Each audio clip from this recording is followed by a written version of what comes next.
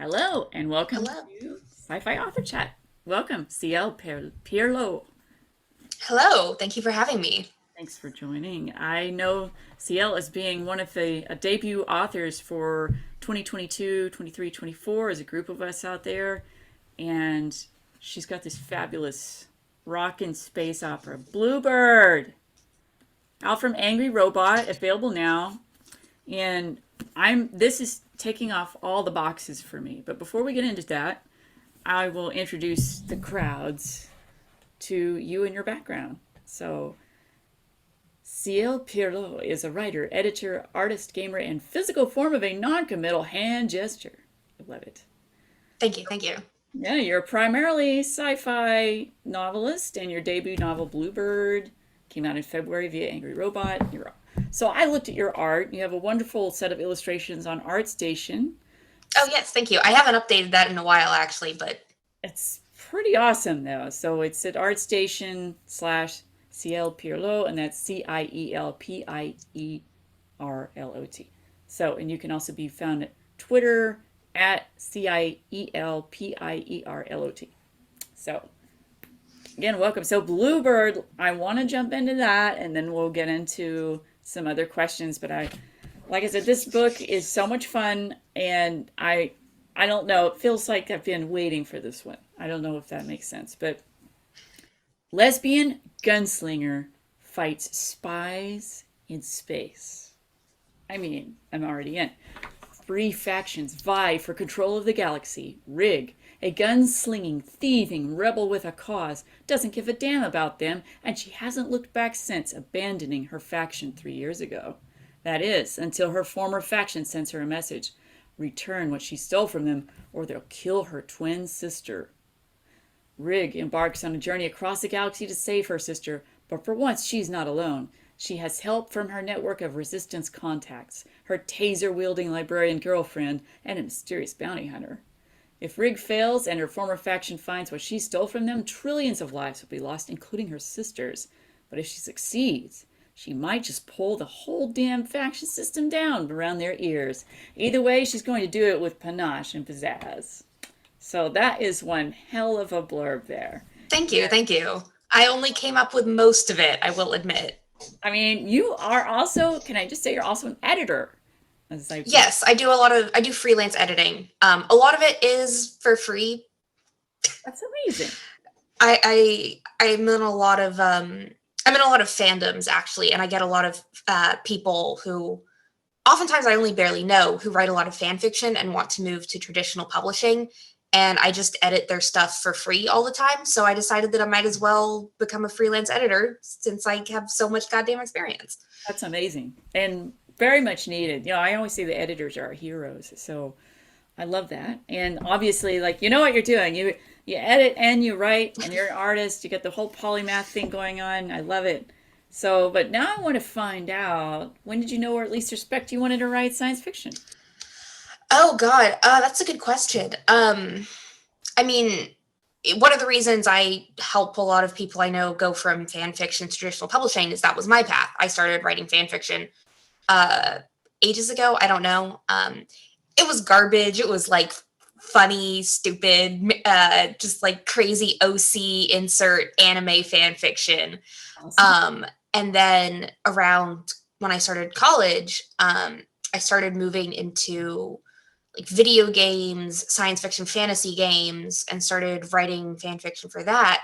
And then I remember at a certain point in 2018, I'd written a fan fiction that was fantasy actually, but it was a combination of like four different video games, but with like half the cast was original characters, Okay. and the setting was from like a card game, and like the world building was mostly was world building I'd done for an anime fan fiction back like, in 2016 or whatever.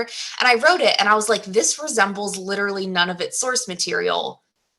Fuck it, I'll change some of the names and try to get it published. And that was not Bluebird. That wasn't Bluebird. That was my first book. But then, so I tried to get that agented in 2018, and I got a lot of feedback. That was, obviously got a lot of passes. My current agent actually read the full, and she said, "I like this. This is never going to sell." And I was like, makes sense. And then 2019, I started writing Bluebird, and that was the first thing I'd written that was 100% original from start to finish. And I really wanted to start with sci-fi just because I feel like I don't read enough sci-fi that I like these days. Like I'm stupid. I don't know much about science. And I felt like I wanted to write a sci-fi that has kind of like softer sci-fi, Yeah. something where the science, like there's little bits of it, but it's kind of like, you've all seen a sci-fi movie, you've all watched a sci-fi TV show, you know the gist, you know the vibe of it. So Right. that was kind of where I came from. I was like, no, I want to write a sci-fi for people like me, idiots, queer dumbasses who don't know math, the non-math gays, Should have shirts made to say that. right? You're either like a math gay or you're an art gay, but there's no overlap, and you have to be one. You got to pick one. Oh, that's amazing. But what's cool about it is that like already out, like obviously I'm not done with the book because I just recently got it, but I'm far enough. Also, it's pretty long. Not gonna lie about that one. Oh, good. Sorry. I don't want it to stop because I'm having fun. So that works for me. But like already out of the gate, you're like character rich. These are lived in, these are people. These are people I know, and or hell, I'd like to know if I don't know them already. So, that to me is part of a really great space opera, and I'm very picky about it, about my space opera experience. And you don't need to have like this big science situation going on, but the characters matter, and here we go. So outstanding. But other than, so you mentioned that you got fan fiction and things that influence you. So what would you say are some of your greatest influences in science fiction, whether it's books, shows, Hmm. movies, games? Let's see. So I really love Bungie's Destiny franchise. It's a video game franchise. I love Destiny 2. It's amazing. It definitely inspired some parts of Bluebird. Um, there's like a couple little lore Easter eggs in the book that I like threw in just as I love little homages because I couldn't resist. So that was a pretty big inspiration. I mean, obviously, everyone's going to say, "Oh, you were inspired by Firefly," and yeah, I was. Okay, of course, I was. Yeah, I think those are probably my two biggest inspirations. I mean, obviously, there are a lot of other sci-fi books that I love, other things that threw in a little bit of inspiration here and there. But yeah, it was a lot of inspiration from Destiny 2 and from Firefly. That's a really cool cocktail. Yeah. Oh, excellent. So what would you say, like, is there any part of your everyday working life and school life for that matter that you weave into your science fiction? What do you feel is like adding the Hmm. scale into it, you know, into the That's code? a good question. I think I think probably the thing about me, I guess, that gets woven into most is kind of two things. I think my sense of humor and wait, what is the second thing? I don't know. Maybe let's just say my sense of humor. I buy it because you always crack me up. So yeah. Which is funny because a lot of what I write, like Bluebird was kind of an anomaly in that it's sort of the funniest thing I've written.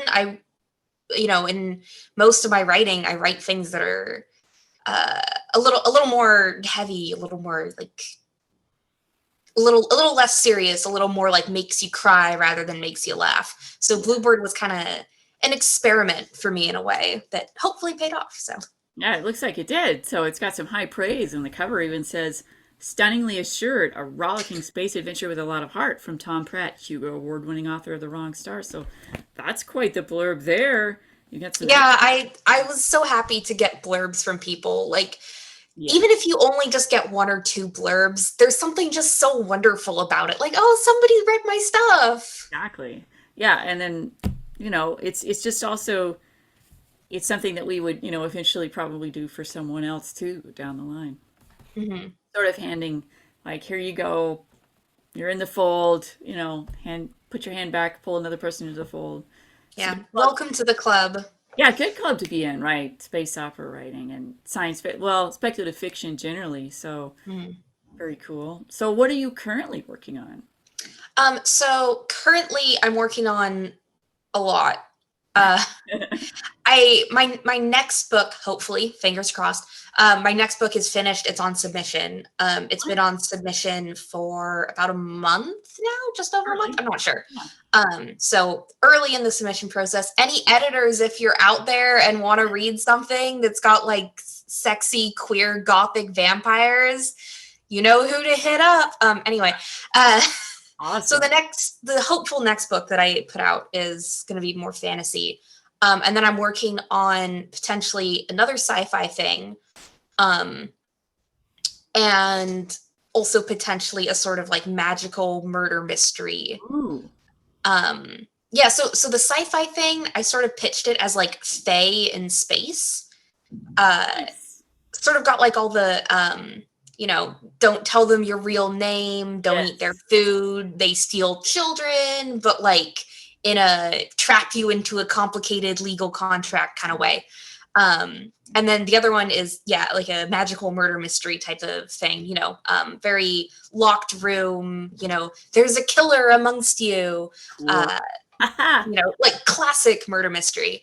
And then I was memeing about this on Twitter a while ago, and then one of my author friends, who has the same agent as me, was like, "Write this! You have to write this!" And I was like, "Cool." I'm gonna write it.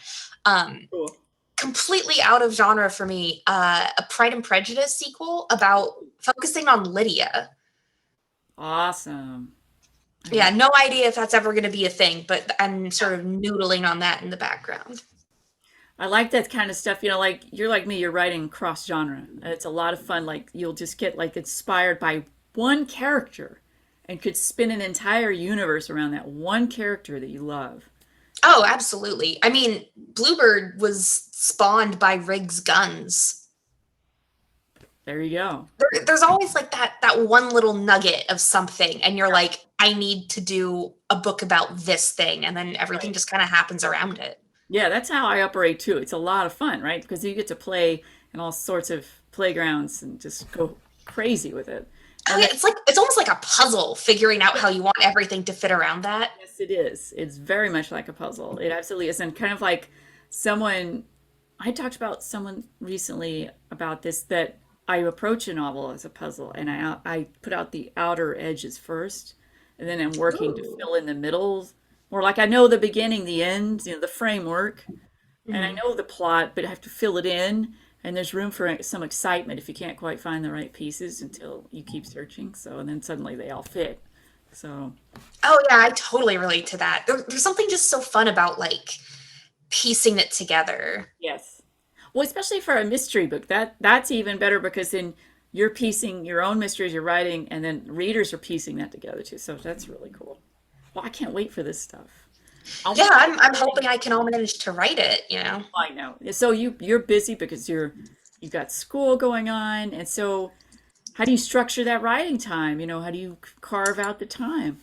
Well, I don't know if this is particularly weird or different, or I don't know. I know a lot of people will say I have writing time. I don't. I write constantly in the background of whatever I'm doing. Yeah, I get that. Hmm. Um, yeah, so like, I'll be in class, the teacher will be giving a lecture, I'll write down all the notes, I'll go write a paragraph of whatever book I'm working on, I'll go back to writing notes. Um, if I'm playing video games, it's like, okay, I sit in queue for 10 minutes. Well, that's 10 minutes of writing. Like, yeah, it is always just constant background writing. Yeah, Like, I think I'm not always great at, I am going to sit down and I am going to write. Like, for me, if I try to focus on, like, this is my writing time, nothing will happen. yeah. That's a hard one because it took me a long time to train myself to do that. I think it was the journalism stuff that kind of made me sit down. I'm like, you have X number of days to do this. You better get on it. But what I used to do the sort of margin writing, as kind of like I call it, where you're just writing whenever you can. And I still sometimes do that, like when I'm waiting and picking up the kids. I'm just like, I'll scribble something down on my notes app because I'm like, we're always writing as writers, right? That's just like Oh, another yeah. thing. It's not like you can just say I'm not a writer because you're always writing, right? Right. So Yeah. I mean, I'll use a lot of Google Docs on my phone yeah, sometimes. done that too. I'm not wild about Google Docs, but by God, it is useful. So like, Yeah. oh, and let I me. like I like just not having to transcribe things from notes to I used to do that, but I'm just like, I'd rather just be able to copy and paste from Google I Docs. mean, honestly, that's what I do. Is just a copy paste from the Notes app, like Oh yeah. because my handwriting is so terrible, like legendarily terrible. I actually made it a plot point of something I wrote that the worst handwriting. I've been called out publicly for it, so then I totally believe in copy paste. And no judgment there whatsoever. So, okay, so you've got the one book on sub and you're cooking on the others. Very cool. So, like you've talked a bit about some of the subgenres, but I'm really curious. Like, what would you say your favorite like subgenres of sci-fi are other than space opera? Hmm. Like, do you like cyberpunk? Do you like, I I really do like cyberpunk. I like kind of oh gosh, I heard it described once as like hope punk. yes, Like punk like is that kind of vibe. Yeah. That's really for me. I don't know. I like my gritty sci-fi, but I like it with the promise that things will get better. Things are like god damn it, we're going to try and make things a better right. place. Amen to that. Yeah, punk is great. So, what would you say your dream project is for writing Oh gosh. any genre? Hmm. Sci-fi could be whatever. Okay, so honestly, I don't know if this is ever going to get written because it's kind of a thing. I really love writing. Obviously, I like writing space opera, but I really love just writing like opera fics. Like, um, I really want to write a massive book series that's sort of fantasy, but with a bit of like science, Ooh, creepy, fucked up biology thrown in. Um, I think I wrote the premise down as like tattoo magic. Um, yeah, just something like a big ensemble cast with like a. Of course, I'm a sucker for found family tropes, so like a found family totally. core at the center. Um, yeah, like something on like Lord of the Rings, Wheel of Time type of lore and world building scale. God, that would be amazing. I really want to do it, but it's so hard to sell stuff like that. Oh, let's see. Like it. So, would you think about writing a standalone with the potential for the series and see how it did? And So I've gotten this question about Bluebird a couple times actually, like, oh, do I want to write a sequel for Bluebird? I really am not super comfortable with writing a standalone and then, something that has series potential and then expanding it because I want to be able to go in knowing that I'm going to write a series right. and being able to sort of be like, okay, I want this character's arc to be like this, but that's going to take like 5 books. And Yeah. I don't want to go in knowing like, oh, I can write that, but I'll only be able to write part of that character arc or have to smush it down. I don't know. For me, it feels like doing a disservice to the characters or the idea I had. Right. That makes sense. Yeah. So, well, fingers crossed you do get the opportunity for Yeah, this fingers crossed. huge, huge epic, which would be amazing. Now, here's a really silly, sort of cheesy question, but I like to ask everybody. Like, do you have when you're writing, like, what do you like to have, like, to eat or drink? Do you like have a go-to, brain Hmm. food or brain, Um, I have a drawer here, and there's hmm. always chocolate in the drawer, but I've actually so for about just under a year now, I've been on the keto diet. yeah. So chocolate is a little no longer an option. So when I was writing Bluebird, it was Kirin iced tea. No. And what And is when I was Kirin iced tea, it's like a Japanese tea brand is Kirin. here? And they just make like really nice bottled iced tea. So a lot of that when I was writing Bluebird. Or green tea? Black tea, yeah. Hmm. I mean, they have a bunch of options, but I was drinking the black tea one. Okay. I have to try that sometime because I'm a big tea fan. So, Oh, I love tea. And then I think my next book, the one that's currently on submission, that was probably fueled by Diet Coke. Currently, I am on ginger ale. nice. I actually really love ginger ale. I love ginger ale too. It's so nice and refreshing. Yeah. Very nice. So, okay, so you talked about being an editor, and I am curious about digging into that a little bit in terms of like your own work. Do you think that you're your worst critic when it comes to editing, or do you like how do you cope? Like you're an editor, but you're handing this work off to other editors. Like how do you feel about that? Do you feel a sense of ownership or not? I mean, oh gosh, that's a That would good be question. tough, you know. I think I don't know. I mean, my perspective is always just no matter how good you are at editing your own stuff, you're gonna miss things. Oh yeah. There comes a certain point where your work is no longer writing; it's words on a page. It's just letters on your computer screen. It's all a blur. And I think even if you're absolutely amazing at editing, there's a point where you just need to send it to other people. You need a fresh perspective. That's how you're going to catch the 50 typos you missed.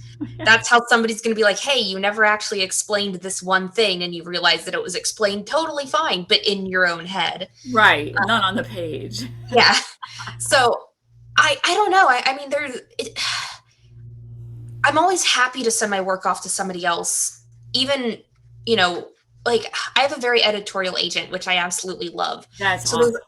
there's always a sense for me when I send something off to my agent where it's kind of like, please tear this apart as much as it needs to be torn apart. Right. Before And it that's gets to an editor, you've got to. exactly, Yes. it's kind of like, yeah, I know a lot of people, there's kind of a sense of like, this was my work. You I feel don't precious want, about it, right? yeah. And Precious. I feel like for me, I'm very much like, I will toss this into the ocean. See if It's out there, see if it sinks or floats type of thing. back with barnacles. Yeah, exactly.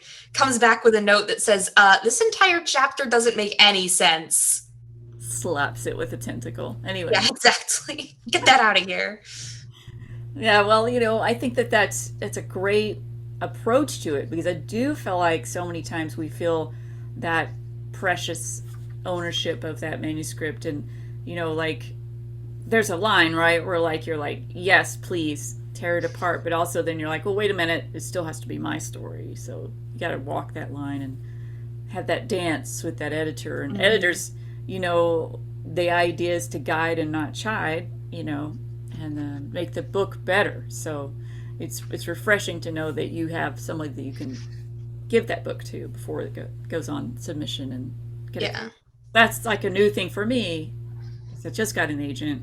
The book I'm Mhm. working on will go to her in 2 months, and then she will have that pass at it, which I'm like, oh my god, miraculous, and It's then I amazing. know. So then it's going to go on submission. So I'm very excited about that whole prospect of Mhm. how that all works on traditional publishing level. Since I did indie publishing before, and I hired two professional editors for that who used to do New York editing for decades, and so that was a little bit different ball of wax. But in this case, it's a different process because you're kind of like you're aligning the book with what will sell, in the current market, and that's pretty interesting to me and new, but it's very cool. So I just think it's really neat because you're an editor that you already have that, competence going in, and but realizing that you cannot to be your own editor for everything.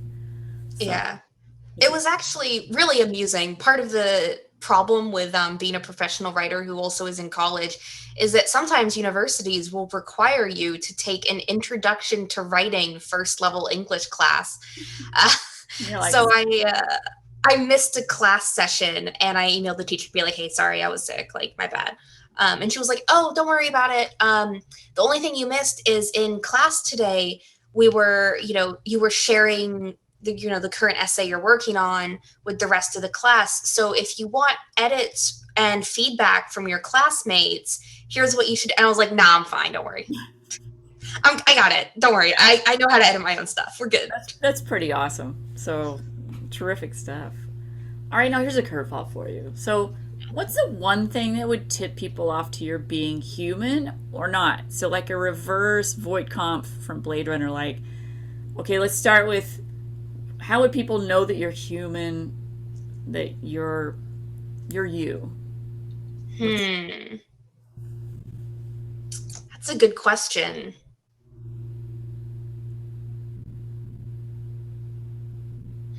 That is a curveball. Damn, huh? Um, I love this question because it throws every single writer off, no matter where they're at in the game. uh, It's always interesting. It's a dual answer. I don't know. Do robots have mental illness? Do they? Because then the mental illness would cue me into being human. That might be one.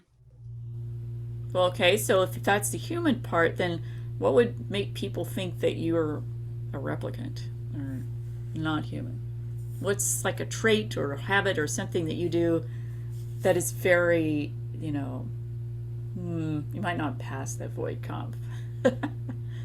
I think maybe people would be like, huh, this person's logging in some very weird hours at video games. I don't think they sleep. Dead giveaway. Don't sleep. Although, Yep. can't either. Oh, anyway. Maybe we're both robots. Who knows? Yeah, well, explains all the artificial owls I collect, I guess. But it's a sickness. Okay, so here's one for you. What's the worst writing advice you ever received? Oh gosh. Worst writing advice I've ever received.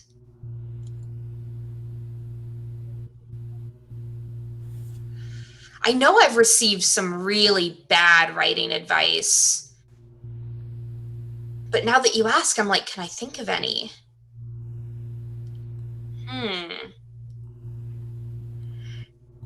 I don't know. I mean, I think I've just had a lot of people. Oh gosh, no. Okay, one time I saw this review on I don't know, Goodreads or something. Before Bluebird came out, there was like about a week where I was like, oh, let me go look at reviews, and then that week ended.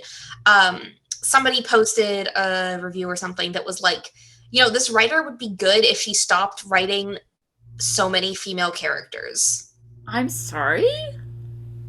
They're like, oh my god, we get it, girl power or whatever. And I was like, why are you here? I know. Did you not read the Did you not read anything about the summary ever? Oh God. Yeah, that was some stupid feedback. I mean, like, I did stop reading all reviews, basically. I think that's probably a good call. Yeah. I've stopped also. It's like I'm not really getting anything out of it, right? Like, but yeah, and so maybe that, maybe that kind of is a good point of reference for some advice to give writers is to like just, you can read them if you must, but don't take them super seriously because you don't know where people are coming from with this. I mean, that's not even a review. That's like a failing on that person's part to even understand what they're reading. It's the YouTube comment section. Oh my God, isn't it ever? I mean, forums we go. Oh God, I think that there's oftentimes, I know this was the case for me. I think it's probably true for a lot of writers. It's your first book. It's like just being put out online, so there's been like a couple weeks maybe of people being able to read it. And you're like, oh, I wonder what people are going to say. I wonder what people are going to say about my stuff. Like, I've never had this kind of feedback about my writing before. And then you read stuff and some of it's nice and some of it's just the stupidest things you've ever seen in your life. And then for me, I was like, yeah, I'm done. I'm not going to be reading reviews anymore. Yeah. Yeah, I think like who was I talking to? I don't know. Maybe we were talking that sometimes I guess if I feel kind of like, oh man, if I see like a bad review and I'm like, ah, geez, sometimes I'll go to some of the biggest writers and I'll go look at their 1 stars. It makes me feel you mentioned that. Yeah, I thought that was great. It's kind of petty, but it kind of works because like literally everybody's got the 1-star reviews, and everyone's got the one person who just is there to ruin someone's day, right? Well, it's just people have a right to put whatever they want to there, but it's a shame to me if you don't finish the book, and you leave a review. Like if there's something that I don't finish, I just say that I read it. I don't rate it. I don't feel like that I can judge enough to give it a rating. For whatever reason, I didn't finish it. Who cares why? It could be a million things. It could be that either I wasn't getting into it, or the something in it was stressing me out, or the timing just wasn't right and I wasn't feeling it, but I have it for later and could come back, you know. Hmm. So, but I kind of feel like for the do not finishes, I wish people would at least read it, you know. Yeah. But, you know, they're going to do what they're going to do. So, Yeah. I mean, I think that's definitely one of the reasons why, trusting solely in ratings is generally not going to work. yeah. Like I will read reviews that like my editor sends me or my publicist sends me or whatever. Oh, good. Because oftentimes, if you have somebody who's, actually like a booktuber or has like a review blog, and they're not, just putting their thoughts out on Goodreads or Amazon or whatever, like if they actually kind of, know books and have a broad sense of the genre and, can understand I didn't like this versus this was bad, then you're going to get good reviews or not good reviews as in necessarily flattering reviews, but good reviews as in well thought out reviews. Right. They've spent some time. They've invested into the, into the what they call the contract with your mind, It's Right. the time that a reader enters that realm, it's a contract with your thoughts, and which is a very personal, private thing, and slightly terrifying, as to get your first set of, eyeballs on your book out in the world. So how did you feel about that? I mean, it was obviously really thrilling, I have to imagine. Oh, definitely. Yeah. I mean, like it went through so many people. Like my girlfriend's actually also a writer. She's not published yet, but she's trying to. So I read her stuff, she reads my stuff. So it was like, yeah, I sent it to my girlfriend. And then, I got her feedback, and then I sent it to my agent and I got her feedback, and we did a bunch of backs and forths of revisions. And then I sent it, to editors who then gave me feedback, and then it got rewritten, and then, the copy editor, and et cetera, et cetera. So by the time it came out, it felt almost like a group project almost. Right. Yeah, that makes sense. So it was, people be like, oh my God, you did such a great job. Like, you should be so proud of yourself. And I was like, this was not a solo effort here. Yeah, it take a village to put a book out. Yeah. Yeah, exactly. So like, when it got out into the world and when people were looking at it, it was this thrilling sense of like, not just I did a thing. Hey, there you go. It was not just like I did a thing, but it was like I and people that I genuinely respect did something. That's a wonderful feeling. And that is something to be proud of, because, you were the focal point for all of that work that went into it, and your words made that happen. So that's a big sense of accomplishment and really cool. So kudos to you. Thank you. Now, if you were to give advice to writers just starting out, what do you think would be some good tips to give them? This is the one that sucks because everyone says it, and it's just it sucks to hear. Persistence. It's true. You just got to keep trying, and it sucks because that's a barrier for some people, like how much time do they have to just keep trying over and over again. Yeah, so it's advice that can be inspiring. Like if you just keep going, your odds get better and better with each with each book you write, with each writing class you take or whatever. But it also can kind of suck, so I'm sorry if you are watching this and persisting is just for whatever reason a challenge, and I apologize. It's the only advice I can think of that's good.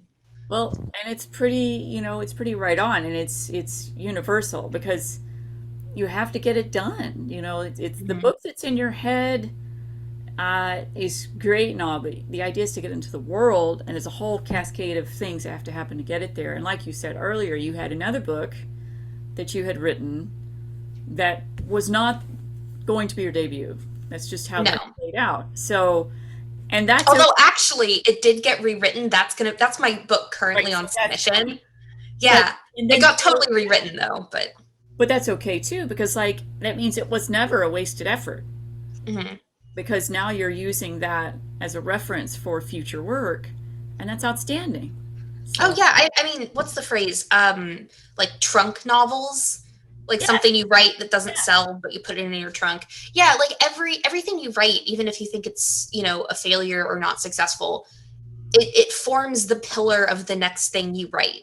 It really does. And it's a body of work. It's not like you're relying on one thing and that's it. You're building this body of work. Like I've talked about having like a comet. You don't want it to be like a meteor that burns up in the atmosphere and that's it. You have your one flash in the pan, boom, done. Or maybe you do want that, but as writers, I think it's better to have the comet instead of the meteor. You have the long tail, the persistent, circuit, and it just keeps going and you build. So, and it's don't give up, just keep going, right on, quite literally right on. Yeah. Right. So, um, well, fantastic. So I want to talk a little bit about your artwork and if have you ever used your artwork with your writing? Because this is something I've done to kind of build out story or scene or character. So one of the first things I did actually when I was just starting Bluebird is I did concept art of Rig and Ginka, Awesome. like breakdown sheets, Yep. that sort of thing. And that was helpful in that it kind of gave me a sense of what I wanted them to look like, what I wanted the world to look like. I don't remember how much of this is on my website, probably not that much, but I do a lot of sort of keyframe concept art type of stuff, like what you would need to do for movies or TV shows, basically. And that's really helpful because I tend to think very cinematically. I do too. Uh, yeah, like when you're writing, you don't just think of what's happening. For me, at least, it's like, okay, if I was filming this, what's the camera angle? What's Yes. the lighting? Like, how does that contribute to how you write it? Like, oh God, the book that's on submission right now, there's a bit where one of the characters like dramatically confronting two people in like a room full of statues. And I was like, okay, there's got to be a dramatic lightning flash in the background that needs to happen. Yes. I will Absolutely. specify that that's there because if this were a movie, that would be happening in the background. Uh, Absolutely. but yeah, it's kind of stuff like that. So if I'm able to actually do, keyframe concept art for a book, it really helps me kind of figure out, what I want to do. And there's a lot of stuff that I've done that has not been put online anywhere and that I won't put online anywhere because it's kind of like the equivalent of, your notebook sketches. Right. Yeah, exactly. But yeah, it's definitely helpful.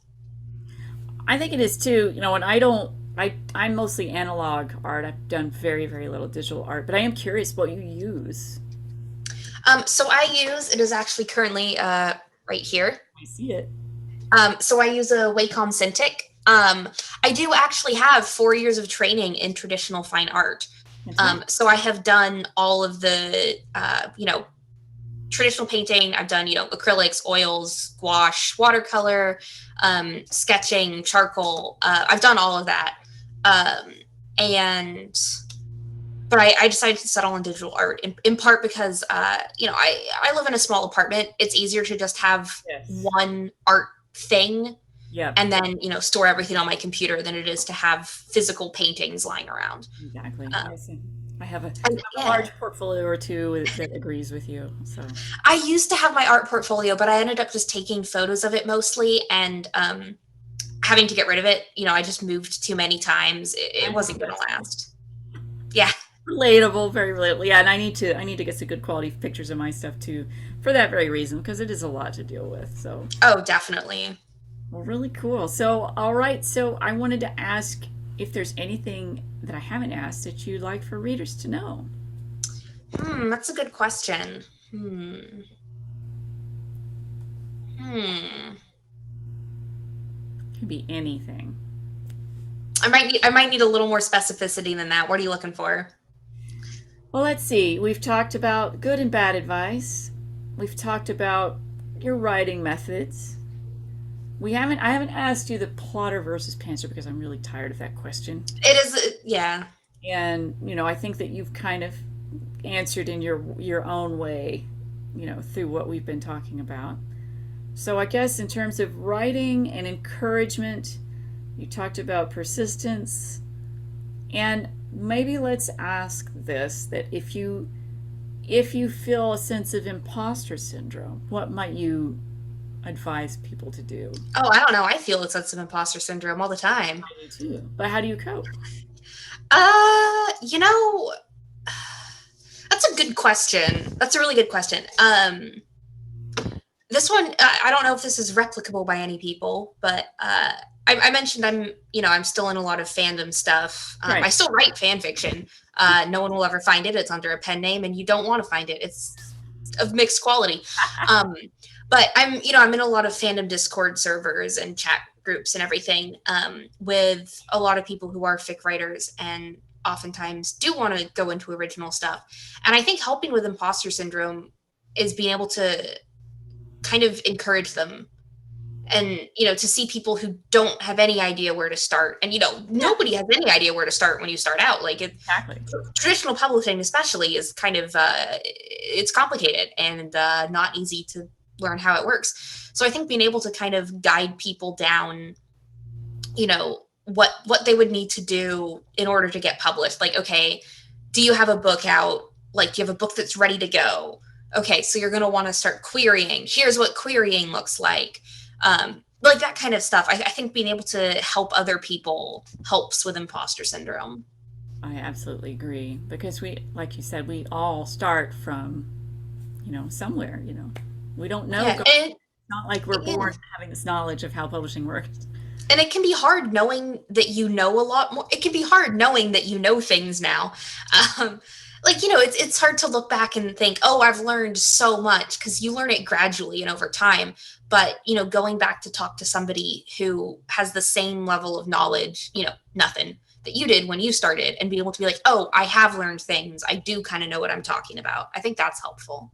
Absolutely, it is. That's excellent. I'm so glad you said that. Well, Ciel, thank you so much for joining us. And Thank you. I can't wait to finish Bluebird, and then I can't wait until you get those other books out too, because it just sounds like the genre hopping that you're doing is just right at my wheelhouse and relatable, and it sounds like it's going to be a blast. So congratulations on your success. Bluebird, go get it. Good stuff. And find Ciel on her website and on Twitter, Ciel Pierlot. That's I make it easy. Everything is just my name. Yep. That makes it easier. I do the same thing. Yeah. Keep it consistent. There we are. All right. Thank you so much for joining us. Thank you. Take care. Ad Astra.